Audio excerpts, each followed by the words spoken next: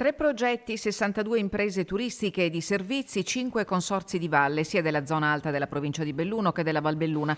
Un investimento in attività promozionali che supera il 1.300.000 euro. Unico comune denominatore lo sport, elemento di richiamo e di interesse per lo sviluppo turistico del territorio. La Regione ha detto sì ai progetti di rete, capofila il Consorzio Dolomiti Prealpi e il Centro Consorzi di Sedico, mirati ad attrarre gente. Lo ha fatto grazie all'opportunità offerta dalla nuova programmazione dei fondi strutturali europei. I fondi Porfes sono passati nella loro interezza dai 600 milioni della vecchia programmazione a oltre 1 miliardo. Per il turismo si traducono in 90 milioni di euro contro i 45 della passata programmazione. Fondi raddoppiati che consentiranno di cofinanziare gli interventi delle DMO sul territorio, Belluno compresa, prossima alla trasformazione in fondazione. L'obiettivo, spiega l'assessore Caner, è una programmazione che punti alla destagionalizzazione, puntando su sostenibilità e accessibilità, cioè pensare a investimenti attenti all'ambiente, come i progetti presentati dal Dolomiti Prealpi che creano nuovi prodotti turistici legati al mondo dello sport. Questo è un esempio